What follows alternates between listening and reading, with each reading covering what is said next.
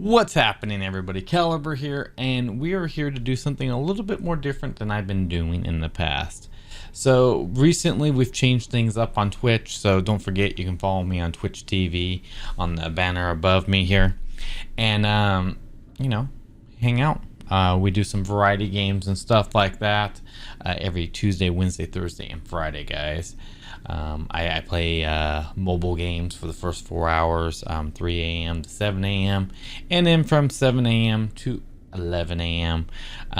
We do variety games, and Star Wars just happened to be one of those games I played. So I've had a lot of questions on what was my thoughts about Star Wars, and I'm here to give my thoughts on that. I'm not really somebody who I feel like is qualified to do reviews or anything like that. Definitely not. But I'll give you my thoughts on it and what I think of this game. Star Wars Jedi Fallen Order is developed by Respawn Entertainment, published by EA. Is an action adventure game. Its main story is about 15 hours long. Main story with extras about 20 hours long. And completionist about 30 hours. I have about 30 hours in the game myself. I'm not 100%, so I'm gonna say I'm probably about 5 hours off from being able to pull off 100%. Let's talk about it. My thoughts. This game was an absolute joy to play. 100%. I had a lot of fun playing this game. The best aspect of this game was the story, in my opinion. The story, it just kept on getting better and better and better. And full disclosure, there's no spoilers in this. So if you think there's going to be any spoilers, no spoilers, you're safe. And I was just blown away at how good the story was, how Star Wars, how much of a Star Wars feeling it had to it, how pumped up it got me. I don't remember having this much fun playing a Star Wars game since Knights of the Old Republic.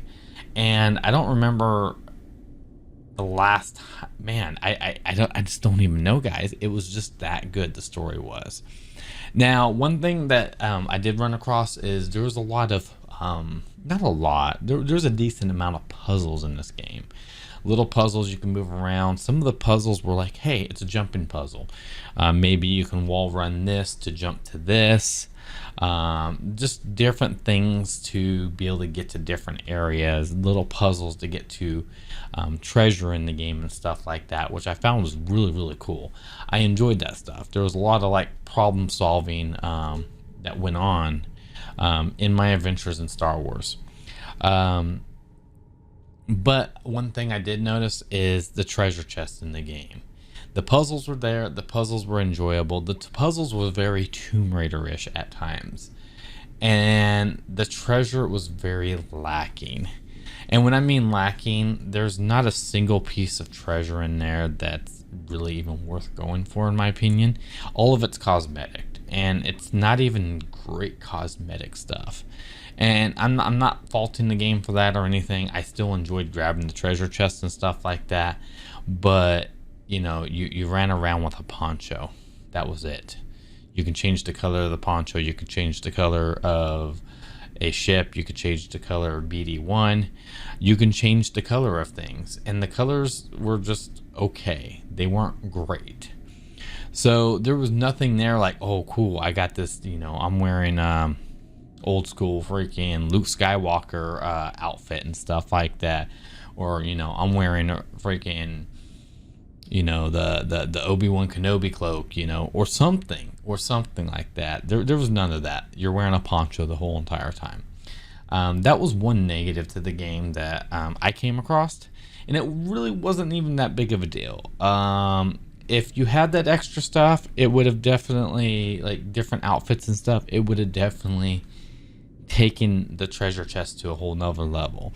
Doesn't even need to be items and stuff that you can, that give you stats or anything. It just really good customization items would have been wonderful. Another thing I really enjoyed about the game, and I recently just hopped into this series, and I actually may do a video on this, is Dark Souls and Dark Souls 2. Now, one thing about Dark Souls is every time you've moved somewhere on the map, you open up a door and you're like, hey, wait a second, I know exactly where I'm at.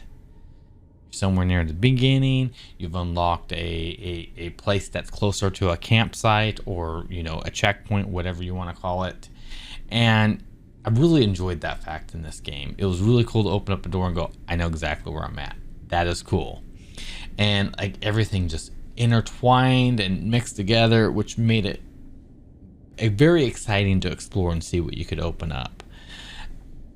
You also got a map in the game, which was cool.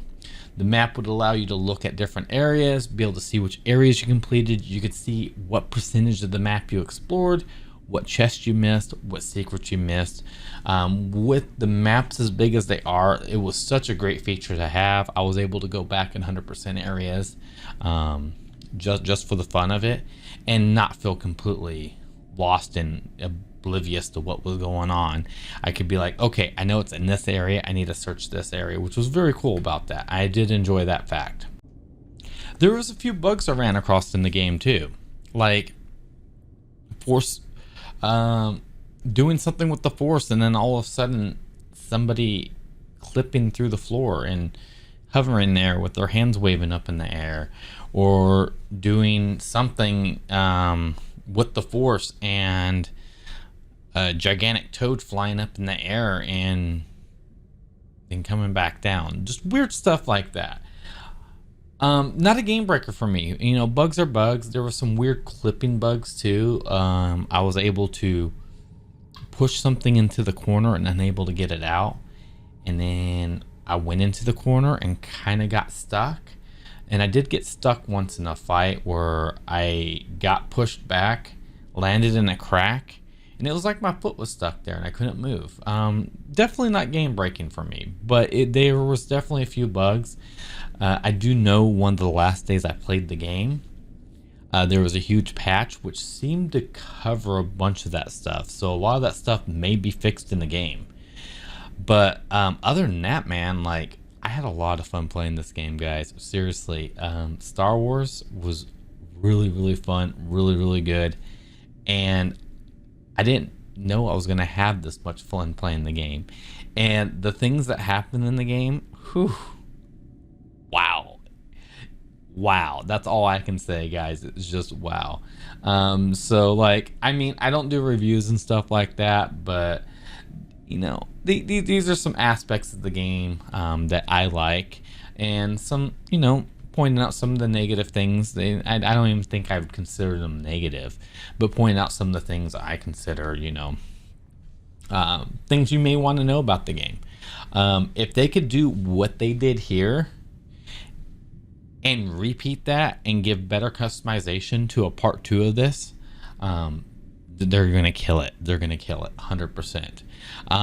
If they can do this and bring in like Knights of the Old Republic and do another version of that, whew, that's gonna be good, man. That's gonna be good. Whatever they did to this game here, I beg you guys, Respawn, please redo exactly what you did here. Take the feedback that people are giving and run with that. And make this game, you know, make the very next game the best Star Wars game that ever happened, because this one was definitely up there. It may at times be better than Knights of the Old Republic. It's been so long since I played those games. You know how nostalgia is. I do want to mention I did play this game on Grandmaster Jedi, the toughest difficulty, guys.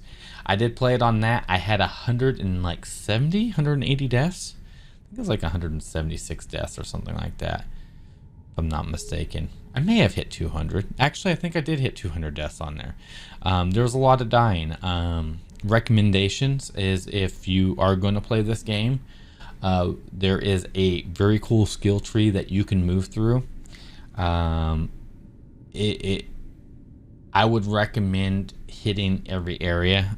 If you're playing on the toughest difficulty and you're trying to go straight down the middle, of being a sword master, you're gonna want some force powers in there. Some of the force powers make the challenging fights bearable.